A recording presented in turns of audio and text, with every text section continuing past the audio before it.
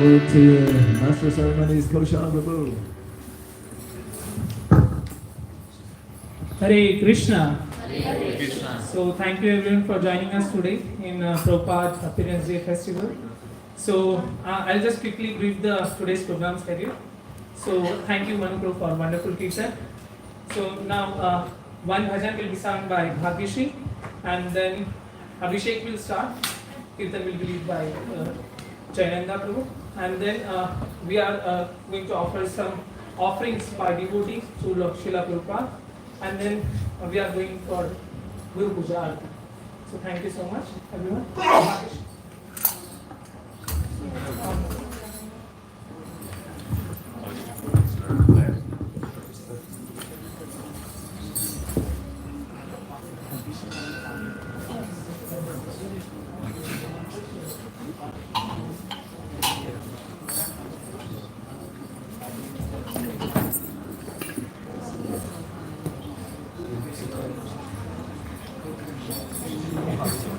Yeah, I'm just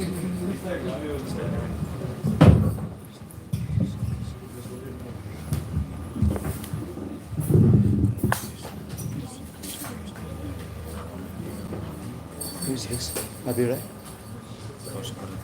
Who? Is this you, Coach?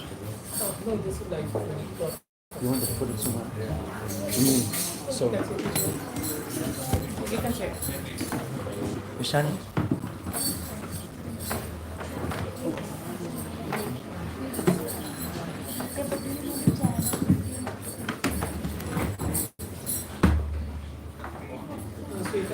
We have sanctuary.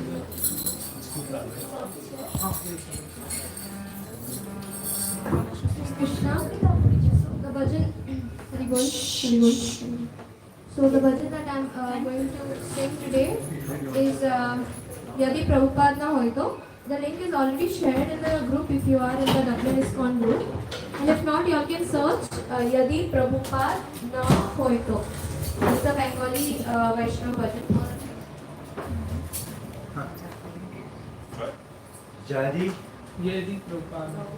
Y-A-D-I, Prabhupada, Na, N-A, Hoitu. You're looking on. It's already shared on the group. No, which group? In the ISKCON Dublin group. 2 or 1? One. I don't have ISKCON Dublin 2. Yeah, I don't I'll have. share in the one. So it's the Yeah, share Bengali one. version, not the Hindi version. Share one. Bengali Yeah. version. You'll find it on kksongs.com. No, just- kksongs.com. I'm sure. Anybody Yeah, wants it's to here. go. It's here. KK As well as on ISKCON Desire Tree as well, you'll find. Yeah.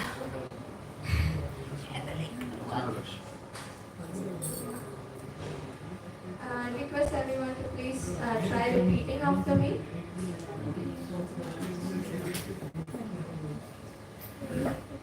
Thank you.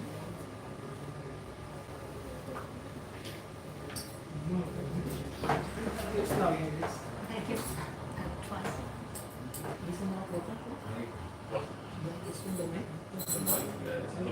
Yes, put them Hare Krishna, Hare Krishna,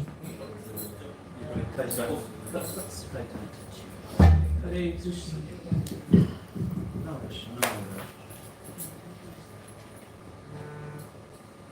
No, si sta singendo. Hare Bol, Hare Krishna. यदि प्रभुपाद होइतो तबे की होइतो ए जीवन बहित किसे यदि प्रभुपाद होइतो तबे की होइतो ए जीवन बहित किसे यदि प्रभुपाद होइतो तबे की होइतो ए जीवन बहित किसे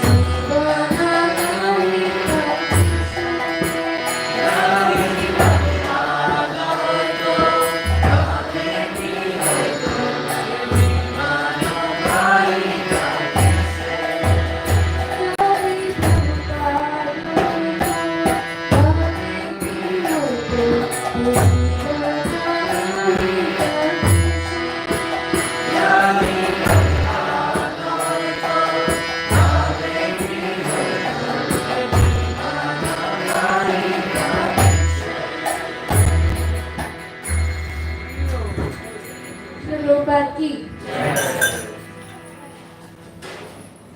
Could we read the translation?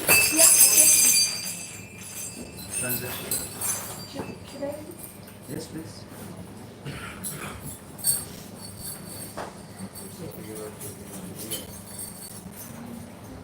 Translation.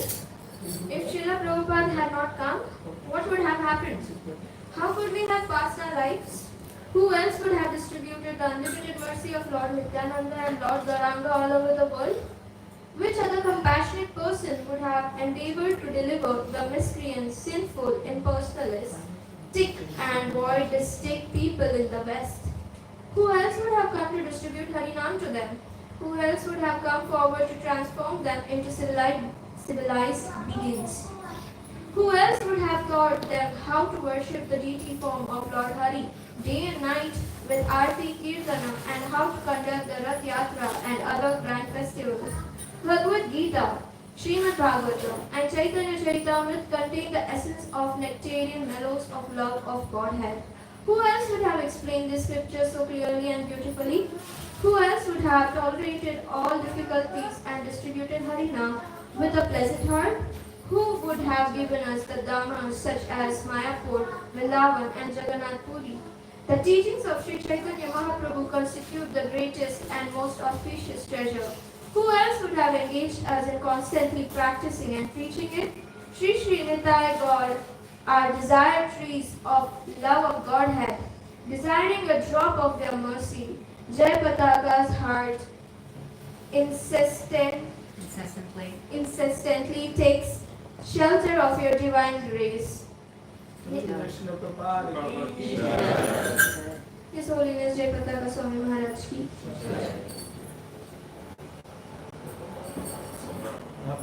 Hare Krishna.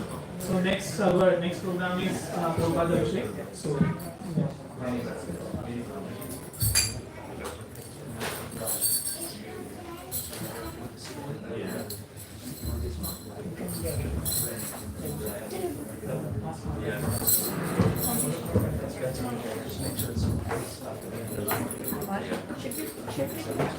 Krishna, can you just put this in?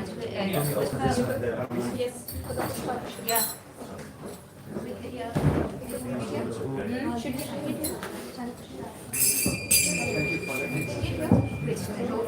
No.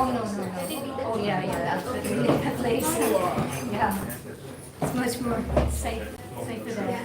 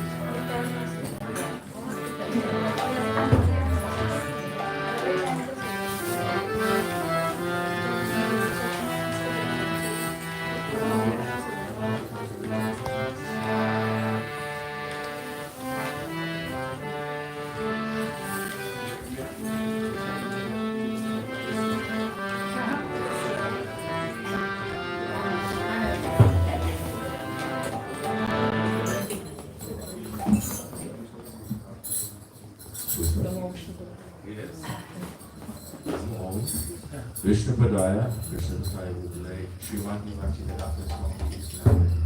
Namaste, Saraswati Devi, Gaura Bhani,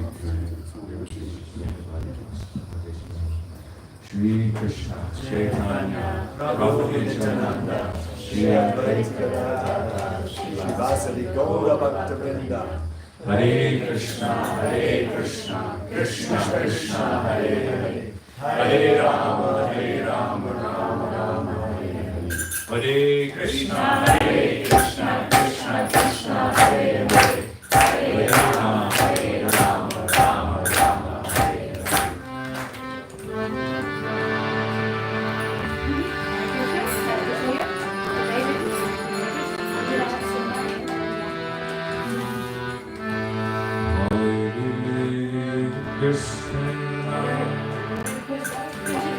Hare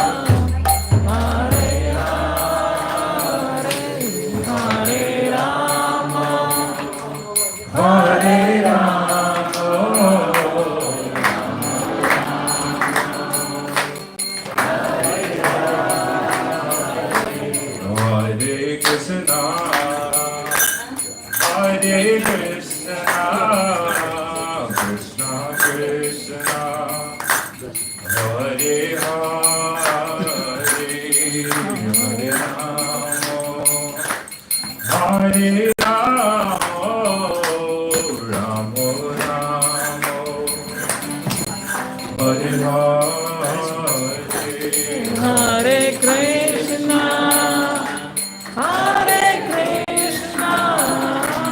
Krishna Krishna, Hare Hare, Hare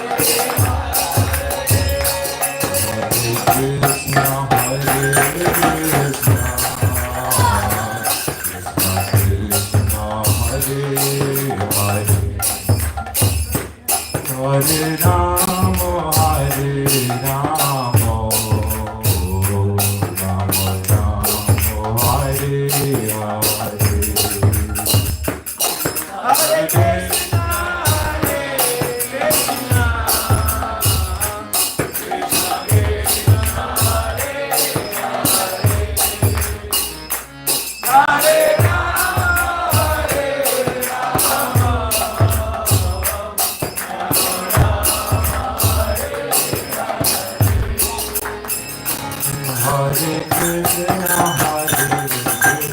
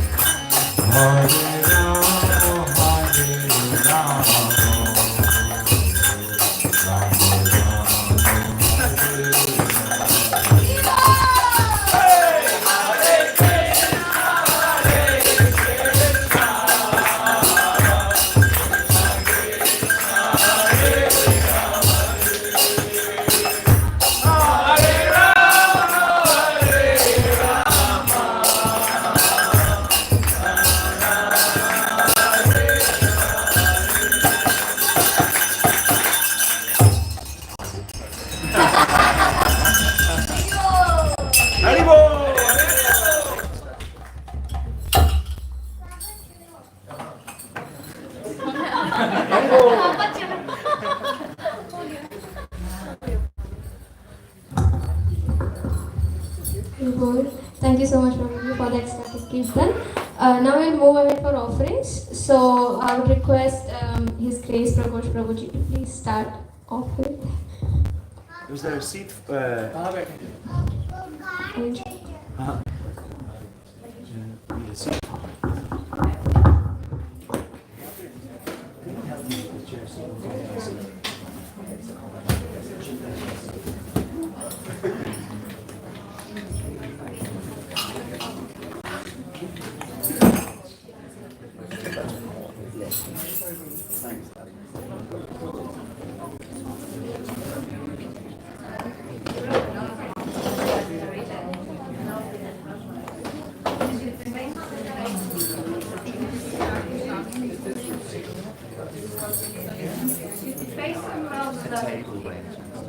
Table? Okay.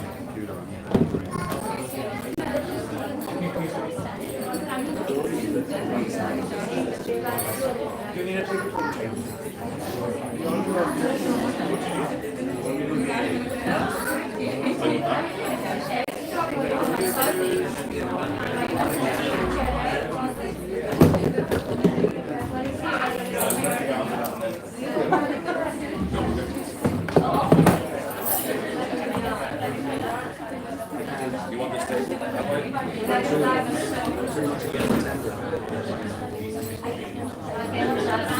हाँ इसको देखो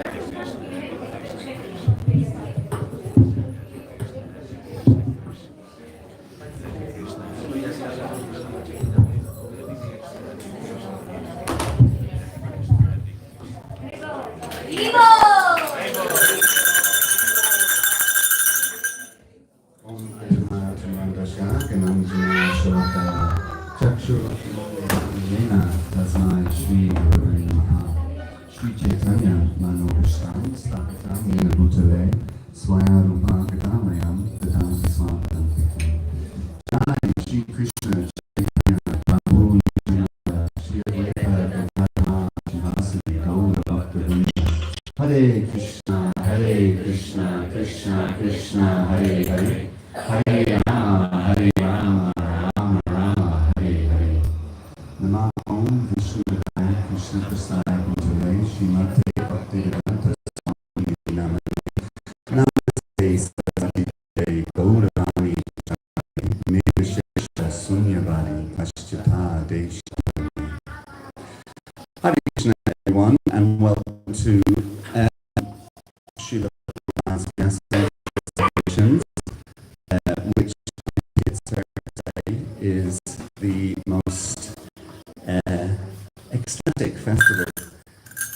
festival of the year.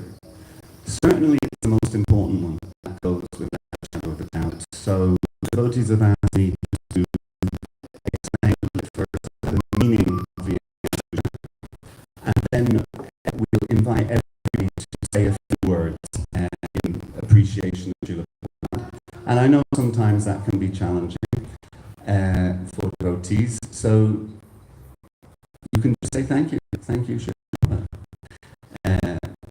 But as your heart desires. But it's always nice if we can all just express a little appreciation for Prabhupada every day, actually, but particularly Yasa Puja Day.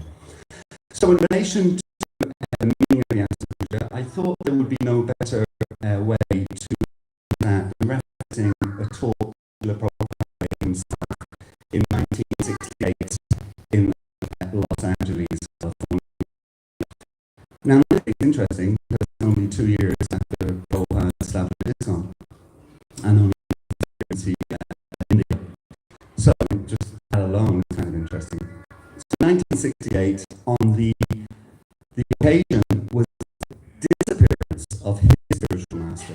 So, it wasn't the appearance day, it was the disappearance day. Prabhupada starts by saying, I have to talk in front of you. He starts by saying, so today is the disappearance of my Guru Maharaj.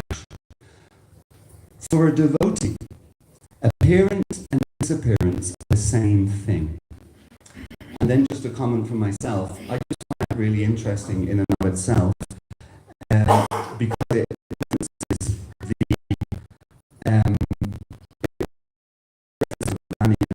so who is the physical presence of the spiritual matter, and the spiritual matter. And Srila Prabhupada often made a point that family is more important than the instruction, is more important than the physical association. And the reason for that is that the physical association was either the spiritual master himself leaves the world, or leaves the world. Sometimes just the nature of beings and as spirit souls encased in the material senses, often seeing is a very, oftentimes people will say, I think if you went out on Abbey Street now and asked, did the vox pop and asked the first 100 people that you see on Abbey Street, what they think is the most important thing, seeing, hearing, tasting, etc. Most of them would say seeing. It's quite an interesting thing, where for a devotee, hearing is definitely the most important thing. So again, the value of those two particular things. So then Alan says, when my spiritual master, this is because this is, we're obviously appreciating and glorifying Srila Prabhupada today, but in this talk, Srila Prabhupada is glorifying spiritual master, which is a very natural thing to do. So he says, when my spiritual master appeared at Jagannath Puri, so the Rath Yatra, which is hardly surprising, right, in Jagannath Puri, and the cart passed right in front of Bhaktivinoda Thakur's. Bhaktivinoda Thakur was both the spiritual master, at least the Shiksha Guru, and also the father of Bhaktisiddhanta. So Bhaktivinoda Thakur was Srila Prabhupada's grand guru, father guru of yoga. And Bhaktivinoda Thakur, as you probably know, used to be known as and he was the magistrate. So the magistrate was actually the magistrate when the British were ruling India. The magistrate was the highest position in society that could be given to an we could get into the unfairness of that. We're sitting here in Dublin, Ireland, and just in case you're not aware, we were honoured as being the first colony of the British Empire, very first. We were the very first, the longest ever. So we know all about this. It's interesting, at least in that system they had, it was a magistrate. Bhaktivinoda Thakur was a magistrate, and his house on this particular Rath Yatra, and then his mother, Bhaktisiddhanta Saraswati Thakur, Srila Prabhupada's spiritual master, and Bhaktisiddhanta's wife, she took the opportunity, as some do when they're the spouse of an person, but she took advantage of that situation, being the wife of Bhaktivinoda Thakur, who was the magistrate, when the cart stopped, to put Bhaktisiddhanta Maharaj as a tiny little baby, put him onto the cart and at the lotus feet of Lord Jagannath. And just as she did that, just as she put it there, one of the garlands that was on Lord Jagannath mysteriously fell off and fell right onto this tiny baby, as if someone had placed it there. So that was kind of an early indication as to the kind of significance and the kind of glorious personality that was actually there. Now here's a story that, when I first heard this story just literally blew my mind. Actually, it just blew my mind. I think we all tend to get impressed by things that we would particularly find challenging ourselves, and then someone else say there's an actual kind of awe and reverence and appreciation that goes along with that. So when Srila Maharaj, Prabhupada's spiritual master, was 2 or 3, it said 2 or 3. So let's say he was 3. Okay, I can't remember when I was 3. I actually cannot remember. Maybe some of you have memories when you were that young. I always doubt people when they say, "Oh, I remember when I was 1.5." Really, you remember that? Well done, well done. I'm not sure. I think my first memory was about a 6-year-old or something. When I was on holidays with my family in a place called Brighton in the south of England, and it was a very busy place. And somehow I got lost from my parents and found by a policeman, thankfully, and not somebody else. And I do remember that. But I think I was 6 or 7 at that time, something like that. So he was 2 or 3. Really young boy. And one day at home, he picked up a mango that his father or his mother had set aside to offer to their family deity. And Srila Bhaktisiddhanta Maharaj took that mango and he ate it. And then his father, it's described, Bhaktivinoda Thakur, it's described that his father, it was a very mild chastisement. He didn't get heavy with him. He just said, that was meant for the deity, that was meant for Krishna, and you took it. And as 3 years of age, how old is this little boy that we have over here? Oh, he's gone, is he? How old was he? He's 2.5. He's 2.5, so his age, basically his age, bang on his age. At that, when his father told him that he shouldn't have eaten that mango, Bhaktisiddhanta Maharaj took a vow at that very moment and said, "I will never eat a mango again.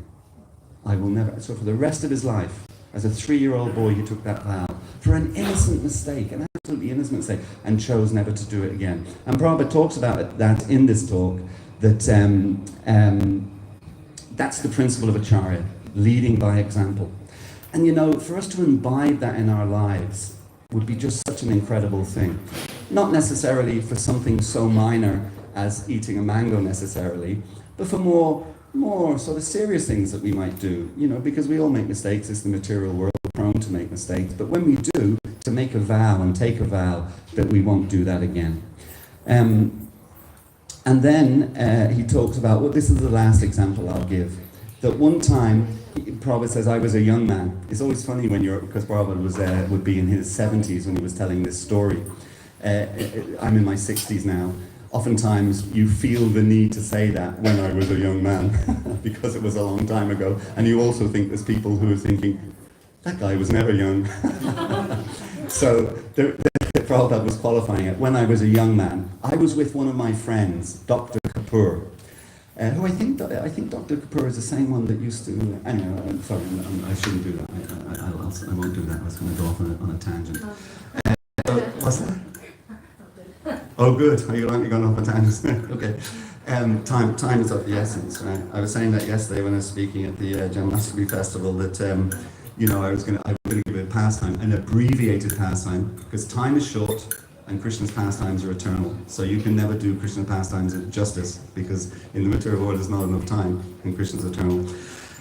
So he was with Dr. Kapoor, and they were young men. So I guess they were in their 20s. I think Prabhupada was 22. Was he 22 when he took initiation or first met? I think when he 22 when he first met Bhaktisiddhanta Maharaj. So he was in his 20s, Dr. Kapoor was in his 20s, and Dr. Kapoor was with his wife. And as is the Indian tradition, his wife was a little bit younger than him. So his wife was maybe a teenager. So while they were there taking darshan, if you like, or of Bhaktisiddhanta Maharaj, and then the girl, as Prabhupada calls her, because she would have only been a teenager, she said to Bhaktisiddhanta Maharaj, "Oh, my dear master, I would like to speak with you." And Bhaktisiddhanta Maharaj said, Okay, no problem. What would you like to speak about, or what would you like to say? And he says, oh, no, I would like to meet with you privately. And Bhaktisiddhanta Maharaj said, no, I cannot talk with you privately. That is not appropriate for me as a sannyasi, brahmachari, etc. So he didn't want to upset her or offend her, but he did want to make the clear point that that isn't an appropriate thing to do. By the way, it's something I always find interesting ever since I, became part of ISKCON, that we always say that it's inappropriate for a brahmachari, for a sannyasi. But we shouldn't think that it means it's appropriate for a married person. Oh, it's okay, a married person can go around having private conversations and private meetings with anybody they like. So he said no, and Prabhupada makes the point that the girl was young enough to be Bhaktisiddhanta Maharaj's granddaughter. That's how young she was. But still, he was saying, no, that is not appropriate. So Bhaktisiddhanta Maharaj was this incredible personality who was, a perfect acharya, who did everything perfectly correctly, etc. And Prabhupada explains that he went on to explain that he made so many sacrifices for starting his mission in India. When Bhaktisiddhanta Maharaj left, he had established his 64 mats throughout India, right down all around India, which was a huge achievement at the time. No one had ever done that before. It was a huge achievement for him to do that. And of course, he was it was a huge achievement for him to do that. So then,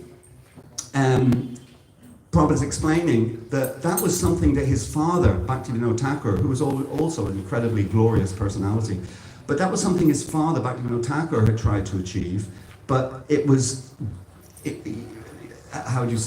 greatly expanded and greatly more achieved by his son, Bhaktisiddhanta Maharaj. And Prabhupada explains that one of the things that Bhaktivinoda Thakur did to try to start his movement, not just in India, but also throughout the world, was he sent a book, The Teachings of Lord Chaitanya. He sent that to the West. He sent it to different scholars and different academics, and he was trying to get them to read it and to have them appreciate the importance of such a work, The Teachings of Lord Chaitanya. So he sent that to the West. And the year that he sent that to the West was 1896. That was the year that Bhaktivinoda Thakur put that in the post to the various academics, 1896. And Prabhupada says, coincidentally, that was the year that I took birth. So there's always these connections between these. So this is the grandfather guru who wanted to spread Krishna consciousness both throughout India and in the West. Then you had Bhaktisiddhanta Maharaj, who continued that legacy and did very successfully achieve that throughout India by establishing all the different mats, as we mentioned. And then Prabhupada's making the connection then that the book was the year that I took birth. So then he goes on to explain that how he came in contact with Srila Bhaktisiddhanta Maharaj himself, his own Guru Maharaj, how he came in contact. And that's a story that we know, it's in the Lilamrita, I won't elaborate on that now. But Prabhupada just explains in this talk to his disciples, he's saying that I was born in a different family. My Guru Maharaj was born in a different family. Who knew that we would come together? And then when we came together to find that his father had sent that book in the year that I was born, etc., etc. So who knew that we would come together? But even more incredibly, who knew that I would come to America? So Bhaktivinoda Thakur, the grandfather, was preaching Krishna consciousness, was trying to establish it in India, and even tried to establish it in the Western countries. And then came his son, who took that legacy, like you see in the Olympics when they're running, they have the baton, they pass the baton on. So Bhaktivinoda Thakur passed the baton on to Bhaktisiddhanta Maharaj, and then Bhaktisiddhanta Maharaj was more successful than Bhaktivinoda Thakur in establishing throughout the Indian subcontinent. And then Bhaktisiddhanta passed this baton on to Srila Prabhupada, and then Srila Prabhupada was the one who came to the West. Even the grandfather had started that by sending that book. Born in the year, sent in the year Prabhupada was born, and it was Prabhupada who came to the West and established the Krishna consciousness movement in the West. So Prabhupada says, we were born in different families. Who knew that we would meet each other? Who knew that I would come under his protection, under his shelter? Who knew that I would come to America? We see so many different persons in the room today from an Indian background. So it's very common now. I think there are more Indian people out of India than there are in India, right?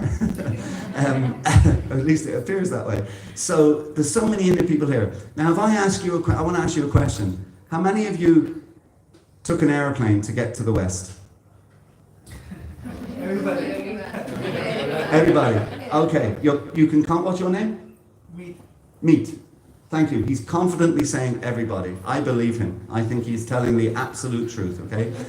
You all came by airplane, but Prabhupada didn't come by airplane. He didn't even come by, Stena line. Stena line comes into my brain, where you can go on and you can get a cabin, nice comfy cabin, and there's lots of things to do. You can wander around. No. He came on a cargo ship. A crappy, horrible, stinky, rickety cargo ship. That's how Prabhupada came. What an austerity. When you're going back to visit your family next month, 6 months' time, will you go back on a cargo ship, any of you? You don't want to follow in Prabhupada's ship steps? So Prabhupada came on a cargo ship. But he says, who knew that I would come to America? Because that was a big deal at that time. That was a big deal. Actually, the American government, 6 weeks, I think it was, before Prabhupada came, the American government had passed a law in the Senate or the House of Representatives or whatever way they do it over there. They had passed a new law expanding the visa program specifically for Indian people. I think it was because they wanted more medical people to come and help in their hospitals. So again, who knew that would happen? Prabhupada didn't know. Prabhupada wasn't planning around that. He just, when he applied for his visa, he was able to get it. But he wouldn't have been able to get it if that new law had been passed. So who knew that I would come to America? That was an amazing thing that happened, that Prabhupada actually came. And then Prabhupada says, who knew that you American boys and girls would come to me? Because that's another phenomenon. As you know, in the first 6 months or so when Prabhupada came, nothing happened. He even went back, dare I say, on his appearance day. Sorry, Prabhupada. It's in the Leela Rita, so. But he even went back one time to the Scindia steamship company to check what their schedule was for ships returning to India, because he was making no impact. And he was thinking that I failed, this isn't happening, and he was apologetic, etc., etc. But for one reason or another, he didn't actually buy the ticket, and he continued to try. And then, of course, he moved from Butler, Pennsylvania, which is where he started. He stayed with the Agarwal family, where that most beautiful picture of Srila Prabhupada was taken with their little son or daughter. Was it a son or daughter? Daughter. Little daughter. Oh, yeah, little daughter. Oh, it was a boy. You're telling me boy, he's telling me girl. Okay. You go outside and fix your argument. I'll just say, child. I'm saying it's a child. Your argument is you said girl. Go on, outside. Okay, so their child. So that beautiful picture, Prabhupada's come. Here we are just talking about, what Bhakti Vinod Thakur did in 1896, what then Bhaktisiddhanta Maharaj did. Now Prabhupada's in Butler, Pennsylvania, with this kind of, in one sense, heavy burden on his shoulders to fulfill the instruction of his spiritual master, to spread the message of Krishna consciousness in the English language, etc. So he's kind of got that pressure, for want of a better word. And there's this beautiful picture with their child. And Prabhupada's got this huge smile on his face, because he's playing with the child. This huge smile on his face. And the mother says in an interview, wonderful interview she gave, and you can get it on the ISKCON video kind of systems or whatever. She says, she's asked by the devotee interviewer, what's the thing you most remember about Srila Prabhupada? And she said, his oceanic smile. And that was because of the exchange there with the daughter. So Prabhupada came. Sorry? Son. Did I say daughter again? Sorry. I think in this day and age, we would say it was a they, right? Does that solve the challenge now? Okay. So Prabhupada says, who knew it would come? Who knew this would happen? So what I was saying was he didn't have success. Then he decided to go to the New York and to go to the East Village part of New York. That's where traction started. And it's quite amazing. How did that traction start in terms of the movement spreading? Exactly what we were doing a few minutes ago with Jayananda Prabhu. What happened was he started chanting Hare Krishna, all on his own, with a single pair of cartels, all on his own, underneath the tree. I believe it's an elm tree. We will keep our fingers crossed that it doesn't get Dutch elm disease. But anyway, because there's no elm trees left in Ireland as far as I know, right? No elm trees left in Ireland, they all got this disease. Anyway, under this tree, he started chanting simply with a pair of cartels. If you go to Tompkins Square, that was the park, Tompkins Square Park now today, if you go there, the city authorities have put a plaque up on that tree, and they simply call it the Hare Krishna tree. It's called the Hare Krishna tree. So that's what Prabhupada did, and then the movement literally then kind of took off. But then Prabhupada explains in this, and I'll finish with this, I think, because we don't have that much time. Prabhupada says that around the 9th of December, he says, in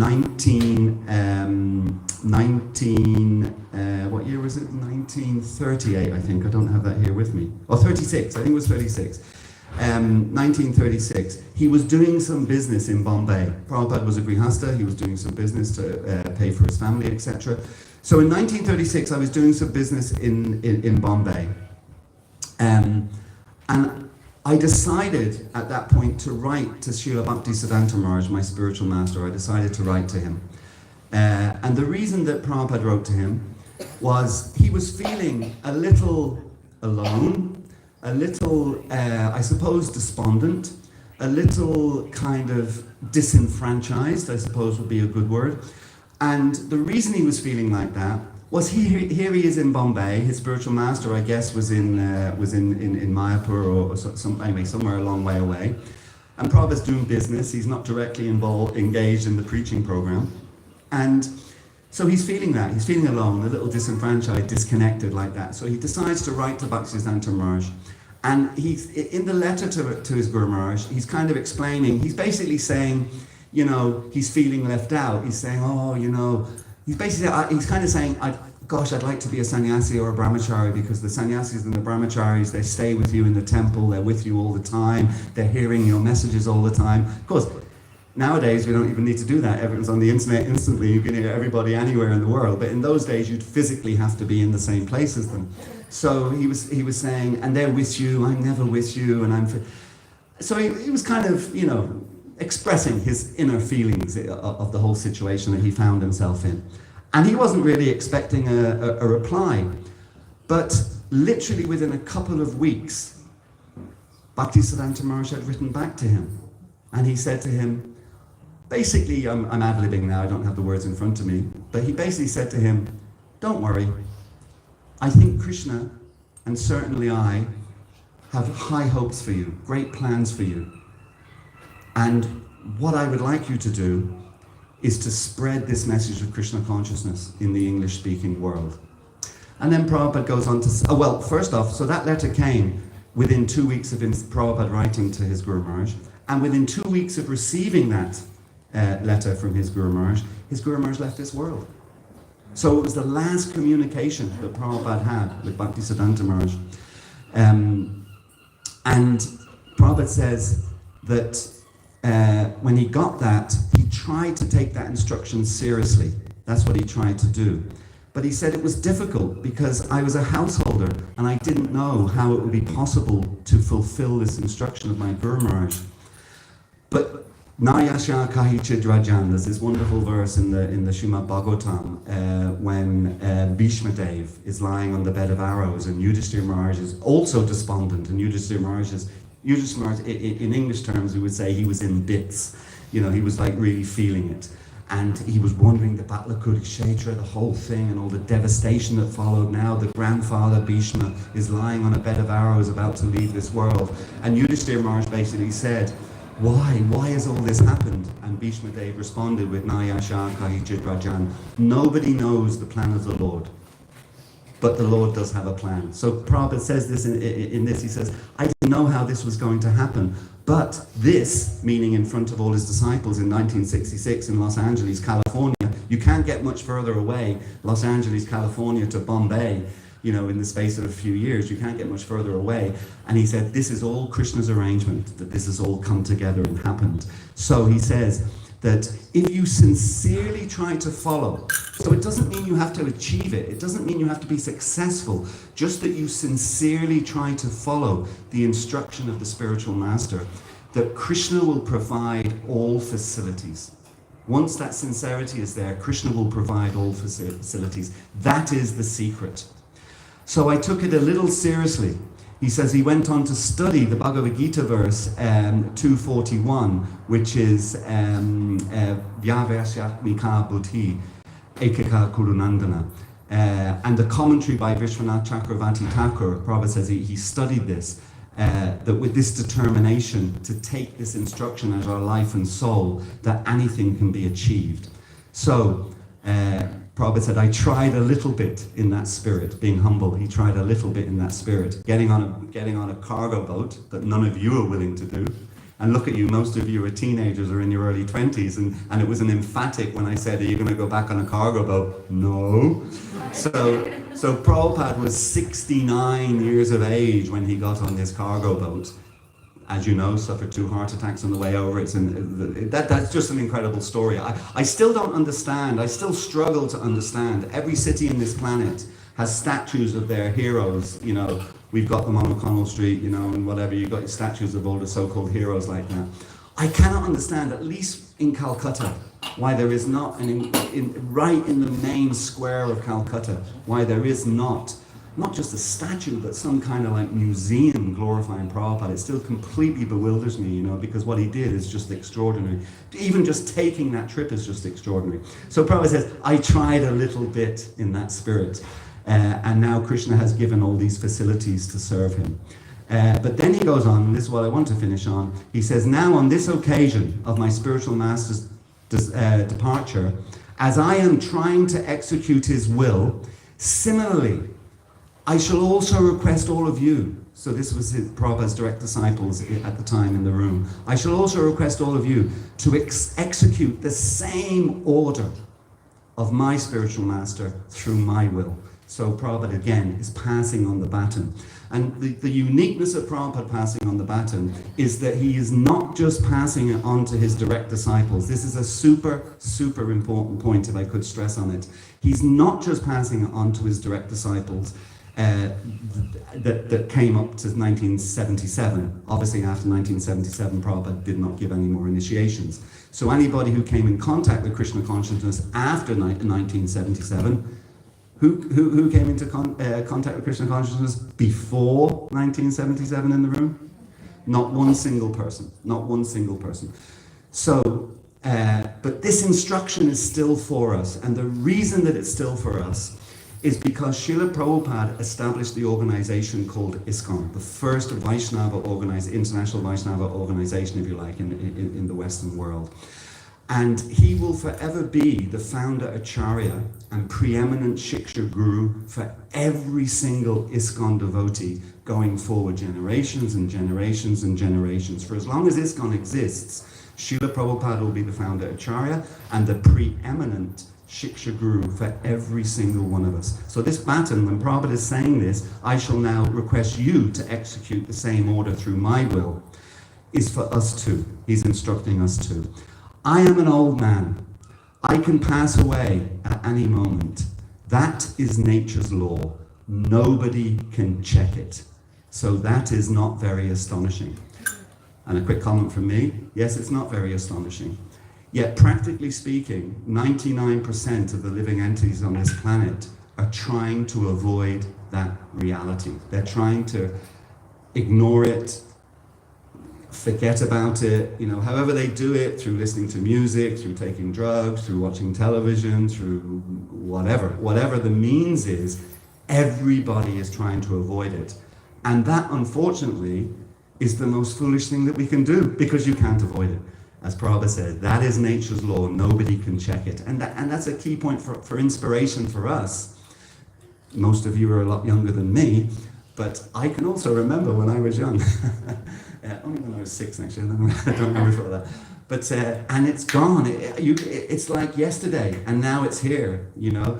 And you just have to do rough calculations. So if my first memory was when I was 6, I'm 63, that was 57 years ago. Yeah, 57 onto my age, and I was, 60, 17, 50. I'll be 120. Yeah, like I will be 120. So, you know, it's like time is passing in an instant.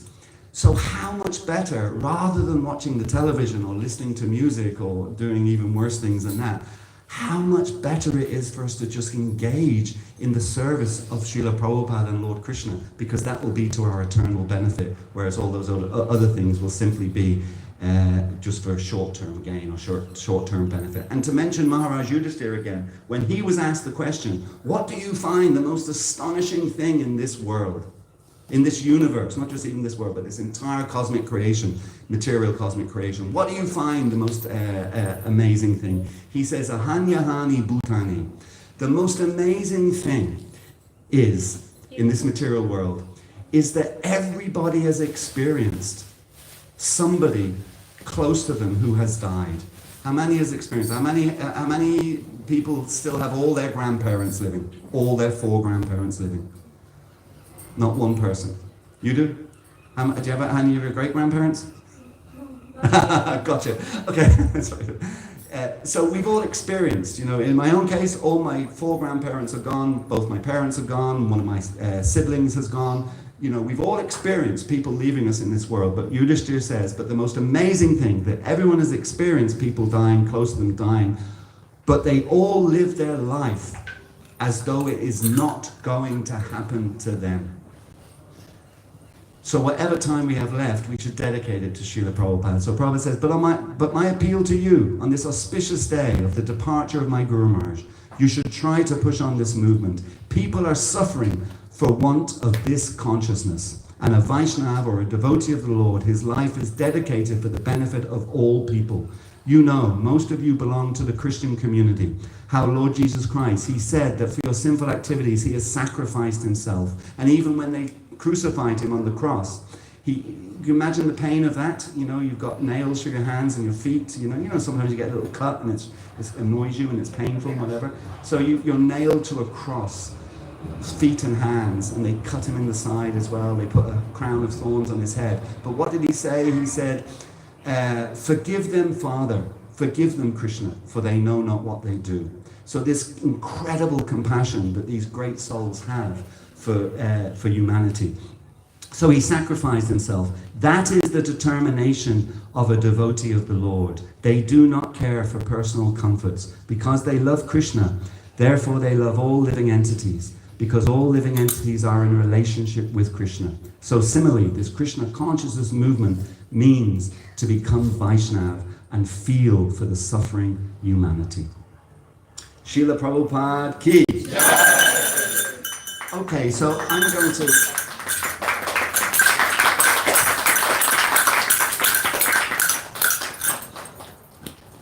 So now we'll request His Grace Madhu Prabhu to speak your words.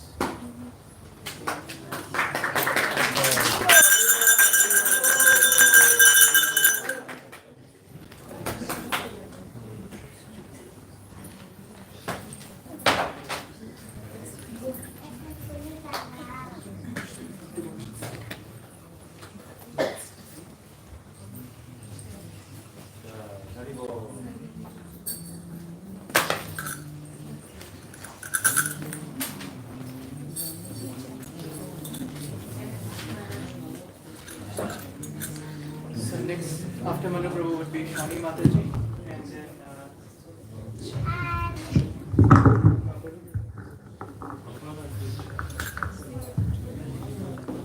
Hare Krishna. Dear Srila Prabhupada, please accept my humble obeisances at your lotus feet.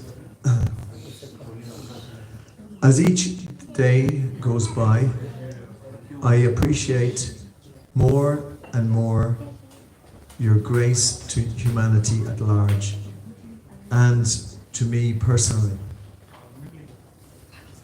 We all want to act in relationship with the Lord and under Krishna's guidance and not under our own selfish desires.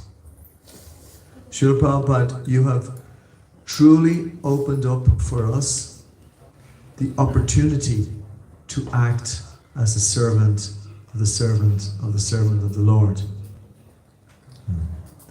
No one has ever explained as clearly who our Lord is and how we can act in relationship with Him as you have. In your purports or ecstasies as you've described them,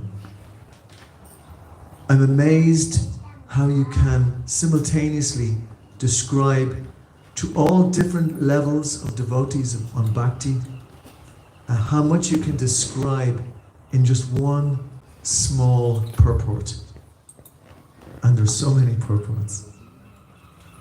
That way, you communicate to everybody as though mystically to the different stages of devotion. And I keep coming back for more because we can never be satisfied with the ocean of bliss which you have mercifully opened up for us. This is just a short offering, but every year I see this day as an opportunity to rededicate my life to you and to your mission. Isko. Please guide me for the coming year and beyond, and help me to act boldly in your service.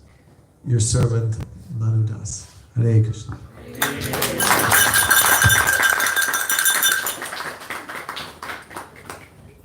Just to mention that there is a link that gets sent out for the International Vyasa Puja book. Some of you got that? Did you get that this year? No, that's a shame. I should have sent it to. I should have sent it to you, Sugati. Anyway, there's an International Vyasa Puja book, so devotees from all over the world contribute to that. I'll still send you the link. Actually, you can. So I wrote an offering, and I'll just read that also. So this is my own offering to that Vyasa Puja book. Dear Srila Prabhupada, please accept my humble obeisances at your lotus feet. While I was thinking about what to write for your Vyasa Puja this year, and of course there are unlimited options to choose from, consistent with your glories and achievements, a link to an article on mental health dropped in my email and got me thinking about that subject and its relationship with your mission. My memory of the term mental health back in 1977 is that it was not such a commonly used phrase, and thus it was not something people gave much time or thought to. The other memory I have of mental health at that time was that it generally referred to people who were quite damaged and in many cases dangerous. So much so that they had to be contained within secure facilities similar or maybe even worse than prisons. If we fast forward 50 years or so, the picture is very different. Today, mental health is a term that casts its net far and wide. And on one level or another, there seems to be few in society who are not touched by this phenomenon. Thus, it is very clear that while we still have those who are so badly affected by mental health issues that they still have to be contained within secure facilities, a far wider and ever-growing challenge is with those who are suffering in a less extreme but still significant way. Another phenomenon that didn't exist at all in the 70s or even the 80s or 90s for that matter is social media. Social media is a phenomenon that has swept through society like a tsunami in recent years. And even though there is little in the way of comprehensive research to determine its effect, there is little doubt that it is a big driver of the increase in the mental health epidemic that society now seems to be drowning in. The fallout from this epidemic appears capable of destroying whatever humanity, compassion, piety, and common sense that is still struggling to survive in our world. You once wrote in a letter to Guru Das Prabhu in 1977, and this is very interesting actually, just to focus minds on this. This is a letter that Srila Prabhupada wrote in 1977 to Guru Das, and he said, "The installing of telex communications for our main temples is not required. Then they will gossip more through the telex." The telex, by the way, was the precursor to the fax machine. It was a really basic form of communication, but Prabhupada did not want the telex machine in the temples. He said it would just increase prajalpa. I think the gossipy effect and impact of a telex machine could likely be multiplied a few billion times or more for us to get an understanding of how pernicious, all-encompassing and traumatic social media can be. This is one reason why we have so many people now suffering with mental health issues. As ever though, no matter what the material energy comes up with, no matter how overwhelming it may appear, there is the ever-present and simple solution to neutralizing it in an instant. And that is focusing on and service to Lord Sri Krishna. If persons who are suffering in the forest fire of this material existence will only enter into the nectarian river of the description of the pastimes of the Lord, they will forget all the troubles of miserable material existence. Lord Krishna also advises us in the Bhagavad Gita, Udared Atmanatmanam Natmanam Uvashadiyet. One must deliver himself with the help of his mind and not degrade himself. The mind is the friend of the conditioned soul and is his enemy as well. In your Bhaktivedanta purport, you write, the purpose of the yoga system is to control the mind and to draw it away from attachment to sense objects. For 99% or more of the world's population, there is no understanding of this simple and sublime point. So they continue in the firm grip of Maya, and for every moment they spend in Maya's service, they are exposed to the relentless and merciless nature of the material energy and its concomitant misery. Furthermore, and more importantly, they are deprived of the sweet and incomparable bliss of devotional service. In 1971, you wrote, now upon the shoulders of you, the leaders of this movement, falls the responsibility of practically saving this earth planet from the present dangerous position. So the work is in your hands. If I'm allowed, Srila Prabhupada, may I beg your mercy to help all your devotees to continue to impact more and more on those suffering from all mental health issues as a result of them depriving themselves from the sweet shelter of service to Lord Sri Krishna. That way, your devotees will be ever more successful in pushing on your mission, and surely they will fill your wish as you expressed in your 1971 letter. May I conclude by thanking you as many times as there were a social media message sent while I've been writing this homage to you for coming to lead this battle against Maya. She is a real tough, stringent opponent, so we need your mercy, blessings and guidance now more than ever. Srila Prabhupada ki. Ashani, are you ready to say something? Yeah.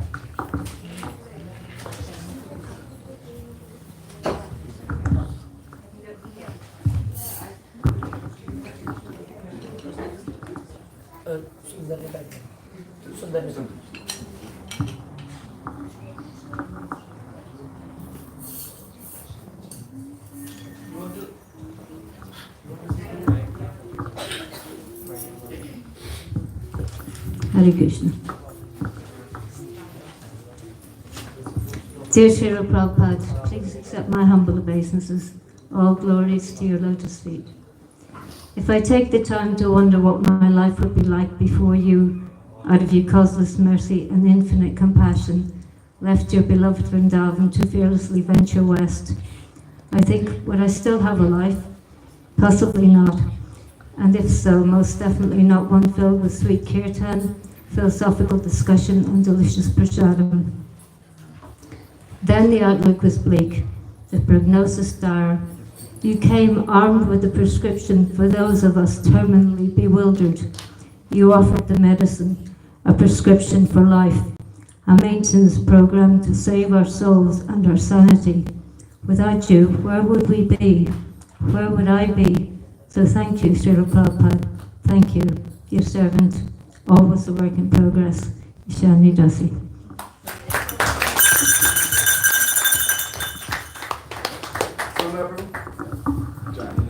Next is Aishani, you're next. Okay, be ready. Yeah, Ashani.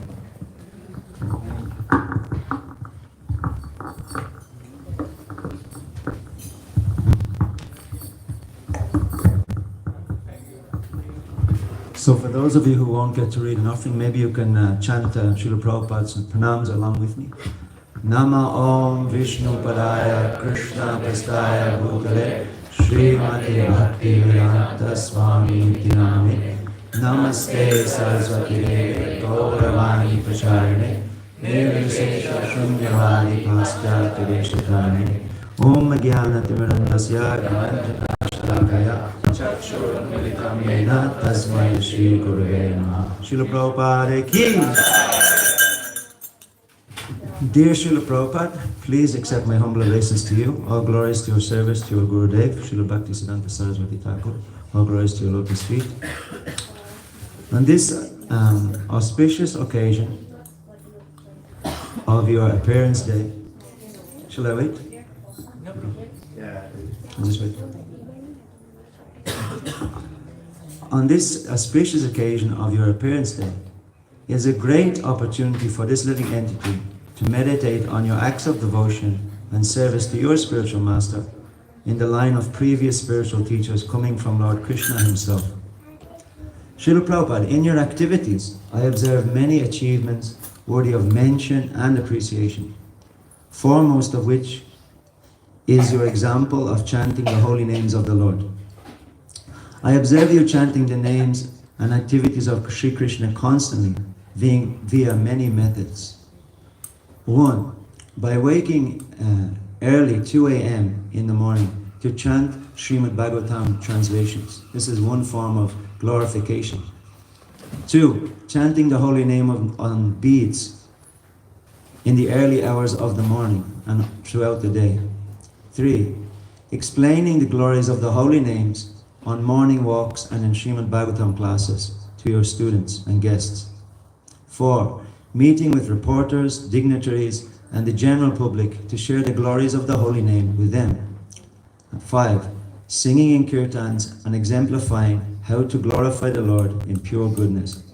And many other ways. Actually, there is too long a list to share in this short time. When I see these actions of yours, I feel safe and secure, and I feel reassured. Here is a pure bhakta fully engaged in Krishna Kirtan, chanting the glories of the Lord. Because I had and have a need for guidance and examples of success in the science of Bhakti Yoga.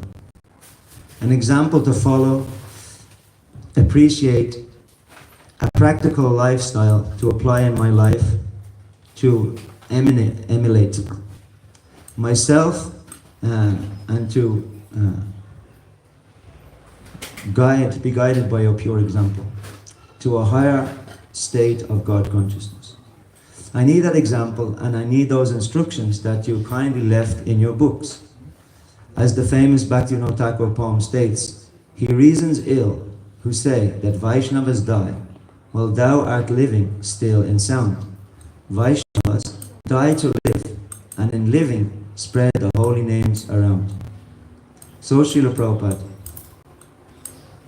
you are living forever in your books, and the follower lives with you. So my request to you for a blessing on your appearance day, as is the custom and a great opportunity, is that you accept what little service I offer in your mission to Guru and Gauranga, because by your reference and by your mercy, by the mercy of the spiritual master, one can cross the ocean of material suffering and obtain the mercy of Krishna. Jahara prasade bhai, e bhava toriya jai. Krishna prapti vaite. This is my request. Thank you very much, Srila Prabhupada, for your mercy, for engaging me in your service, and chanting your names, in your books. Thank you for the association of posters, Prasada. Srila Prabhupada ki. Ki.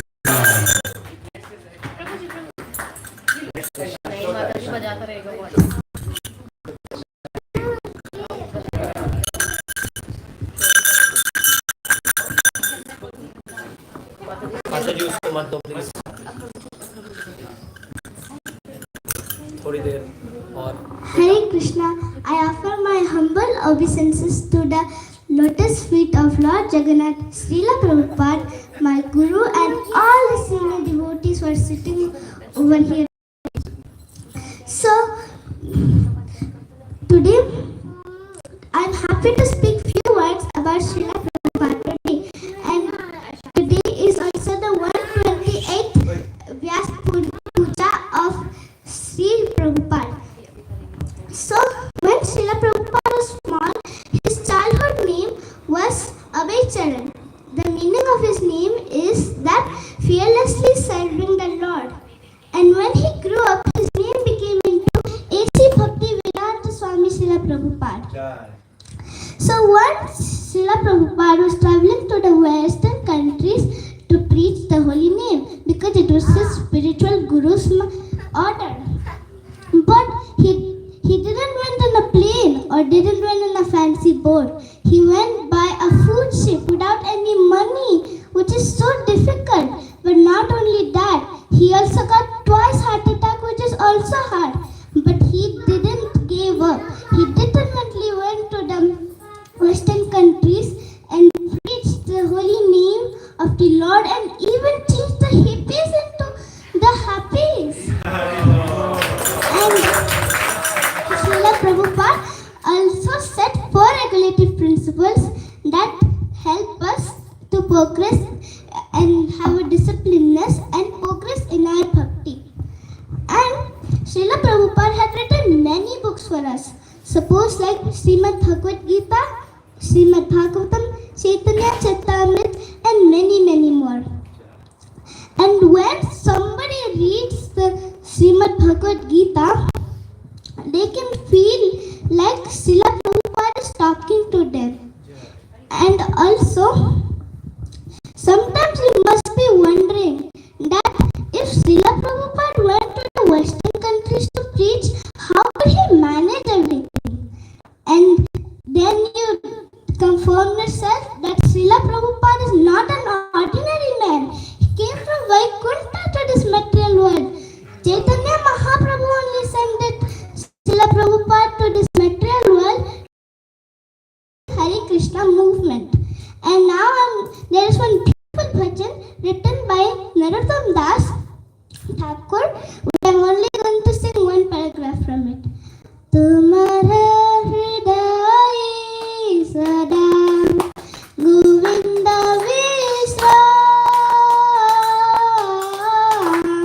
Govinda Kahina Pura Vaishnava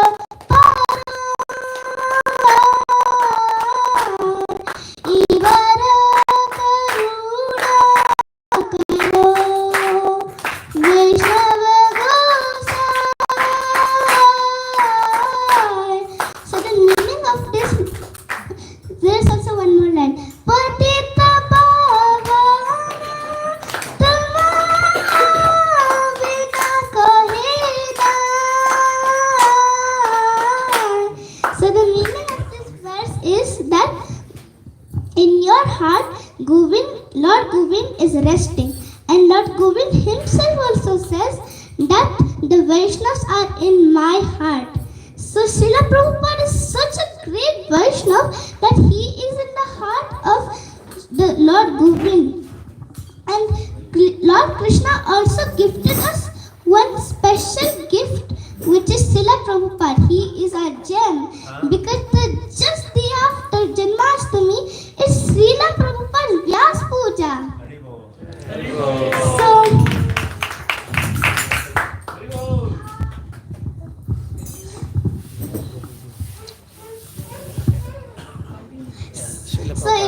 So I'm going to end my talk here. So if I did any mistakes, please forgive me. Srila Prabhupada ki Jai.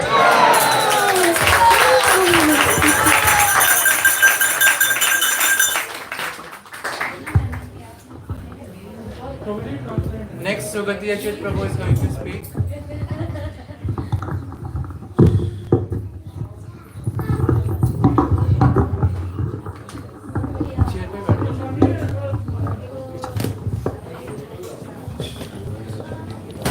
Hare Krishna.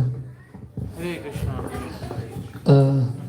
I will not take much time. I'll just say in few words that we sang that bhajan, I think, just beginning of the program.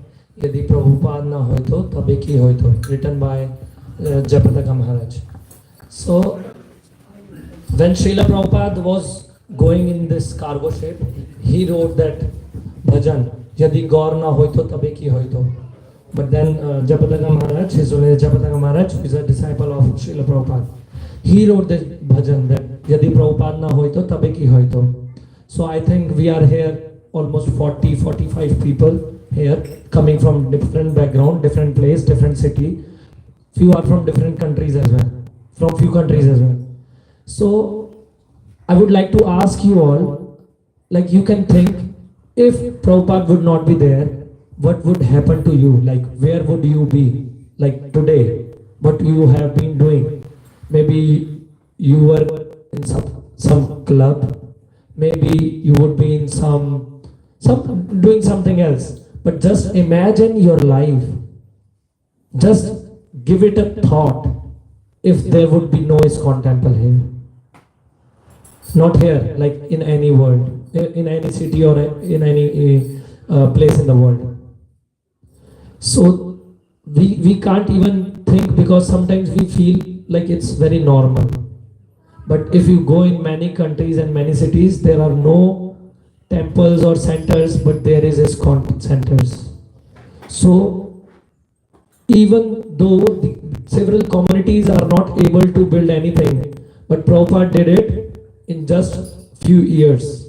How it was possible? Just the way Ishani said, he was not an ordinary person. He came straight from Vaikuntha, maybe Golo, not maybe, he came from Golokunda just for us. Maybe he is currently doing same preaching in some other universe as well. So yesterday I met one Mataji, she is here as well. She came from Bahrain, which is not favorable for like this kind of preaching or this kind of movement. But today she showed me one picture with different deities, and she said there's a temple over there as well. And even Madhvi Mataji, she was in Muscat before. We have hundreds of devotees even in that countries. Nowadays we see many videos coming from Pakistan as well, which is very pro like other religions. So still preaching is going on there. People are getting the benefit of the holy name. People are getting benefit of devotee association. How it was possible? It was only possible because of Srila Prabhupada and Prabhupada's disciple. Why it was possible for Srila Prabhupada? Because he gave that dedication towards his Guru Maharaj. Whatsoever his Guru Maharaj asked him to do, he dedicated his life. He dedicated his time, he dedicated his thought, action, everything, just to fulfill only one instruction which was given by his Guru Maharaj. And same we can see after Srila Prabhupada, his disciples, many of his disciples are still doing the same which Srila Prabhupada has asked them to do. And we just shared what Srila Prabhupada put in his will, the same thing which his Guru Maharaj asked him to do. And what nowadays our gurus and like senior devotees, senior Vaishnavas are asking us to do, same thing. So that's they are having the same principle of evam parampara prapti. So Krishna will what I is Krishna will only reciprocate with you if you dedicate yourself to Guru or Srila Prabhupada. The more you dedicate yourself in fulfilling the instructions of your Guru or Srila Prabhupada, the more you can connect with Krishna. You can't connect with Krishna unless until you dedicate your time, your energy, your efforts for fulfilling the instructions given by Srila Prabhupada. But I feel really very fortunate. I have never felt that fortunate when I was in India, but that much which I am feeling when I moved out of India, because Srila Prabhupada maybe gave me the chance to serve better than there. So we all have that chance to serve Srila Prabhupada. If we serve him, we can serve Krishna. If we will not serve him, we can't serve Krishna. Because we can only serve Krishna through gurus and acharyas and following their instructions. And Srila Prabhupada's instruction and his teachings is always there in his books. So he's still here with us in his books, and he's still here in his presence as well. Hare Krishna.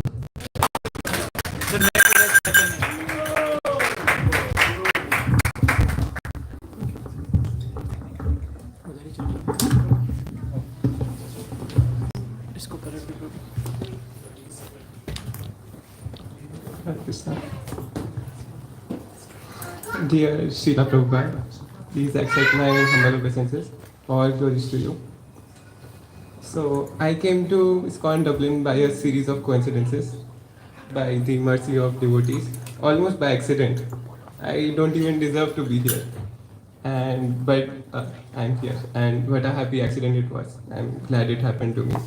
And the me who had no good qualities and was clumsy, introverted, and shy, and the me who had so many desires to study in a top college, to find a good job, work-life balance, to fit in, to have meaningful friendships, to share my heart, to be invited to people's homes, to travel with friends, to cultivate discipline, to wake up early, and to work towards a goal. And here is something I often think, that all dreams get fulfilled in Krishna consciousness. And it is you, Srila Prabhupada, who made it possible to fulfill the dreams in the best way possible. And so that I won't desire it anymore. And I know that something much, much better is waiting for me. And oh Srila Prabhupada, you who traveled in your ripe old age, all alone, not knowing anyone, with no money, to spread Harinam Sankirtan to the West, and even while doubting yourself, but having a strong desire to make a difference, even it is merely by distributing a few books. How can we ever repay what you have done? Krishna, who is Swarat, completely independent, is still Bhaktavatsal, and his pure devotees are dearer to Krishna even more than Krishna himself. So, and he has helped you to spread Krishna consciousness all over the world. And you have left the world with your disciples who purify the world with their presence. And today, on the day of your appearance, I want to thank you for all the gifts that you have given the world and ask for your blessings so that I can study your books and follow your instructions properly.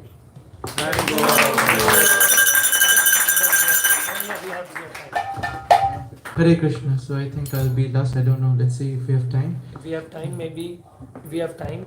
If anyone would like to say anything, any word, any line, they can say after you. Hare Krishna. So all glories to Srila Prabhupada. I know time is less. I have so many points, but I won't be able to cover for sure. So I'll just tell a pastime that will demonstrate the power of Prabhupada. So once there was a new devotee in the temple, and his problem was he was formerly a watchman, so he couldn't sleep at night, so he couldn't wake up for Mangal Arati. Now the devotees complained to Prabhupada, he doesn't wake up for Mangal Arati. So Prabhupada asked him, what do you do? I stay up all night. Oh, is it? Prabhupada said, even I stay up all night. Why? Because the dogs are barking. So you do one thing. What you do is, you keep the dogs away so at least one of us can sleep. So I will sleep and you stay up all night. So he used to stay up all night.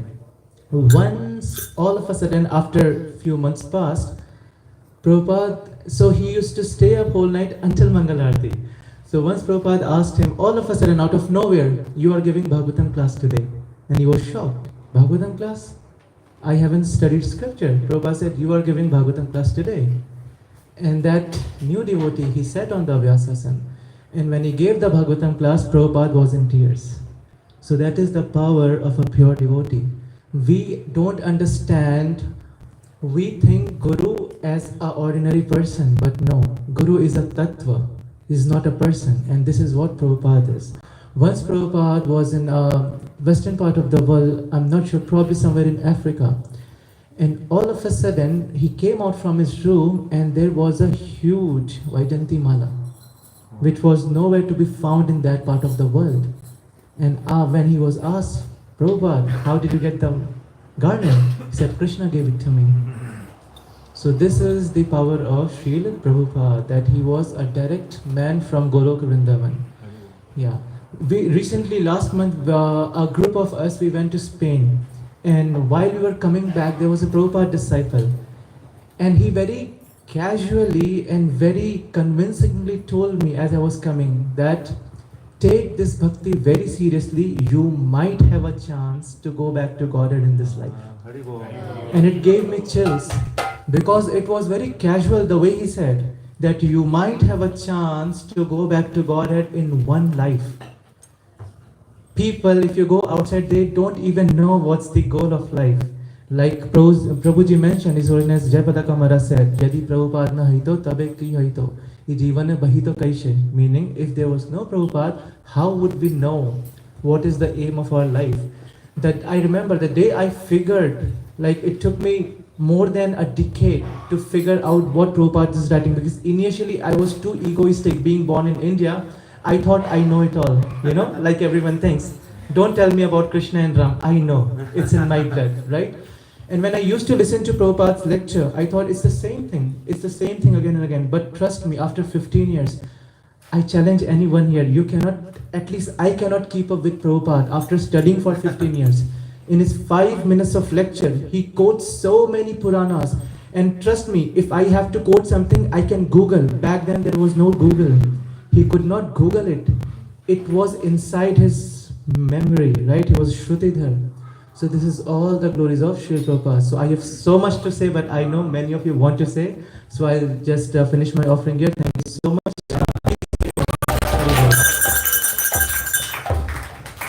Anyone would like to share any line, anything? Sudarshan was like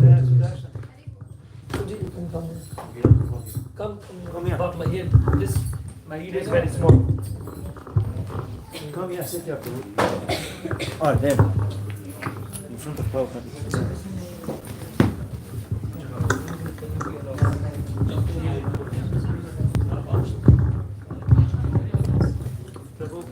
Hare Krishna. Dear Srila Prabhupada, please accept my humble obeisances. My life was aimless. There was no purpose in my life. You gave in purpose. You brought Krishna into my life. I'm really, really thankful for this gift.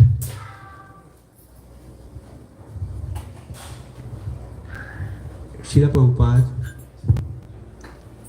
thank you very much for giving all of us a direction to be united. The society was divided, it is still divided, but you gave one direction. If everybody follows, it would bring unity not only in one country but in the whole universe, in the whole world. Thank you very much for all your instructions, for your books. Thank you very much. Thank you.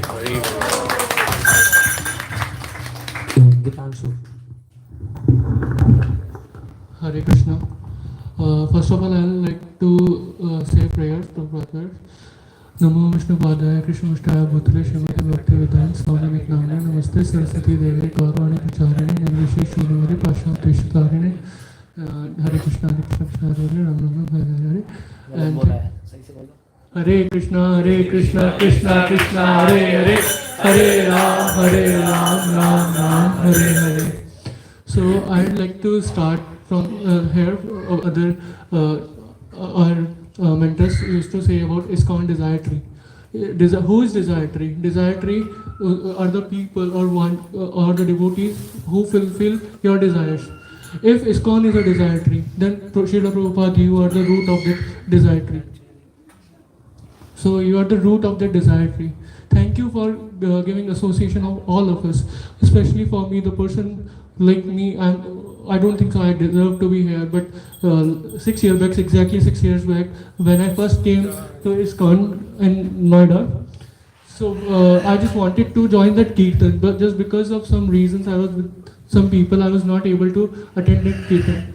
But because of my that small desire, after 2-3 years, you enabled me to join that ISKCON fully, and I spent a lot of my time there. When I came properly in contact with ISKCON, I just wanted to follow some rituals and things, but I never expected I can do, especially in Pascha Desh. But with your mercy and with your desire, you fulfill this desire. And when I came to Ireland, I never expected I can fulfill basic principles that I was following in India as well. But after coming to Ireland, you gave me that beautiful association and beautiful mentors like Abhay Prabhuji and Sugati Prabhuji and other Prabhuji who instructed me and gave me all these things. Thank you so much, Prabhupada, for giving me all these beautiful things. Thank you so much. Any last one? Any last one? 1 minute. Okay. Okay. 1 minute. You 1 minute. I'll take 30 seconds. Okay, 30 seconds. Hare Krishna to everyone, all glories to Srila Prabhupada. I would like to thank all the present devotees for giving me the opportunity to share a few words on the Parents' Day of Srila Prabhupada. I don't have any qualification, I don't deserve to say anything about the pure exalted devotee like Krishna, like Srila Prabhupada. I just wanted to thank you, Srila Prabhupada, for his books, lectures, and beg for his mercy for all of us. He is the savior of the world in this age of Kali. Due to his endeavors, we all are present here today, celebrating and nourishing the divine culture of Sanatana Dharma. At last, I would like to pray and beg for his mercy and blessings for all of us to stay together and grow together in the path taught by Prabhupada. Jai Srila Prabhupada.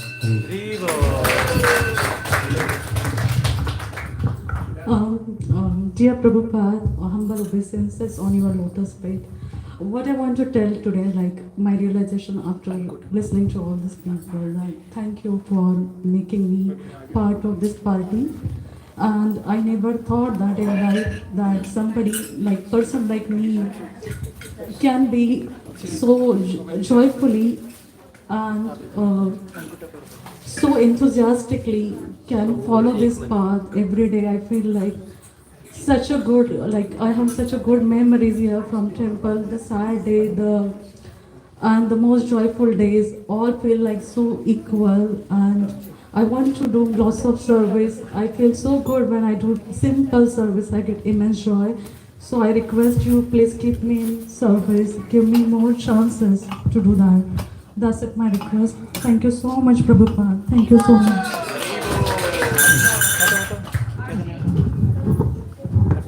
Thank you, everybody. We are here to glorify Prabhupada today. Today is his appearance day.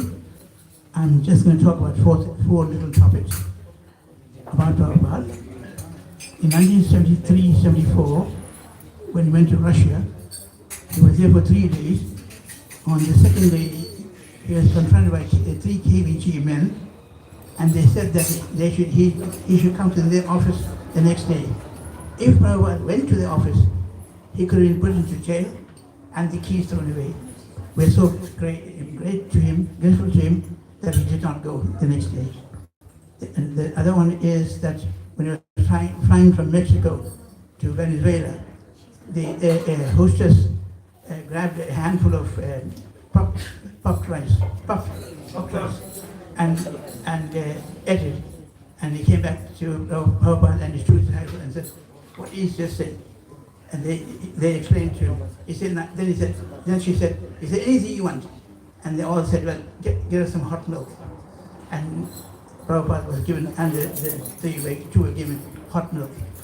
And 10 years later, the disciples who were touring, or were going from village to village in the Amazon, okay?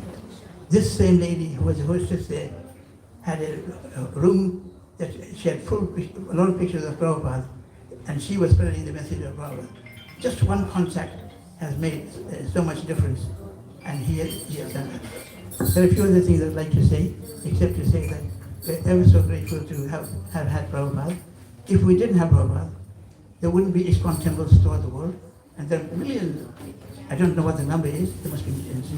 Yeah, millions of devotees who are following Prabhupada.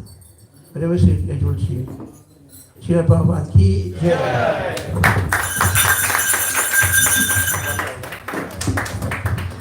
I would like to thank Srila Prabhupada for the initiative he took years ago, which made a huge impact in all of our lives. If it wasn't for him, none of us would be present here and wouldn't have found our true purpose. So, Hare Krishna. Okay, so now we'll move on to the next test, Prabhupada Arti.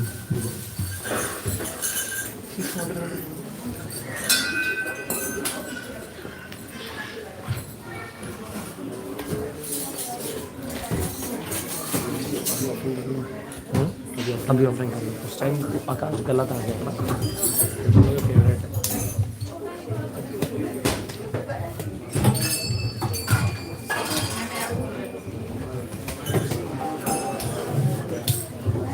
I wanted to speak speak too much. I wanted to say thank you to you. It's on my day, this day. Yeah, first Guru, then only you. Guru gave some connection, then only I met you. Sorry, Mataji, we missed. Hare Krishna. आपको नहीं दे पाएंगे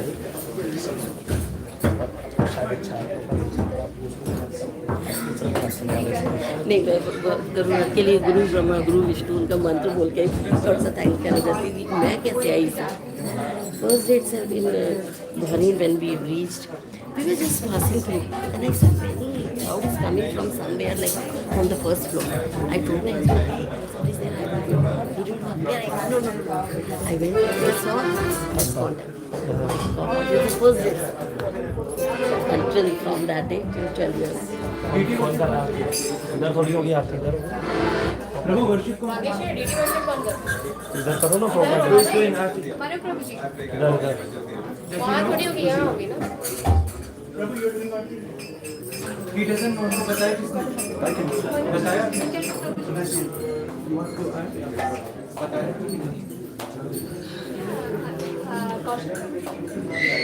प्रभु जी ये आती है ईशानी माता जी. She was calling you.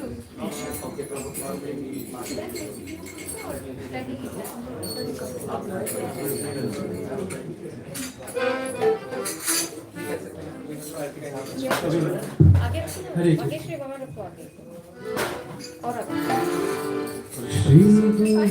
गुरु चरणा भक्ति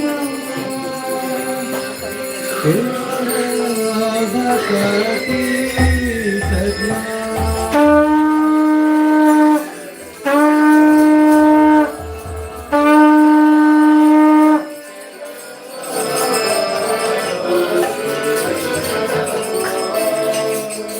गुरु चारा केवला भक्ति सजना गुरु चारा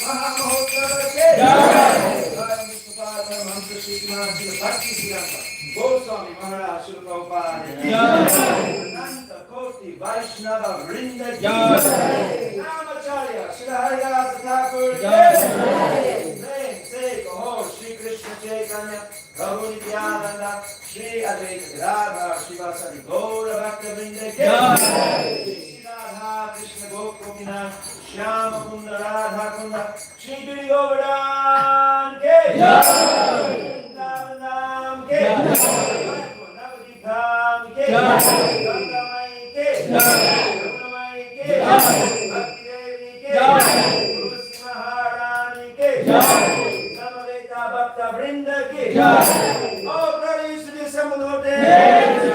All glories to the assembled devotees. All glories to the assembled devotees.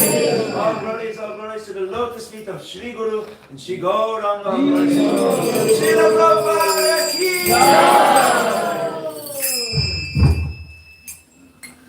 Hare Krishna, everyone.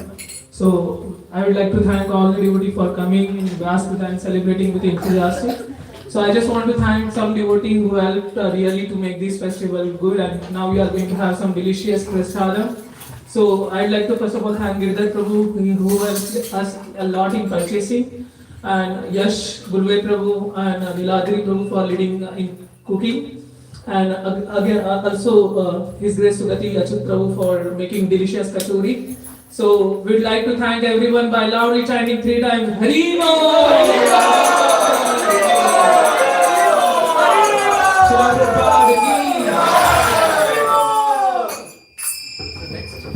Next, everyone can go downstairs for Prashadam. Yeah, and after Prashadam, if somebody can help us, so we want to shift some yesterday's things from Ryan to Thakur, so please help us in that. Thank you, Hare Krishna.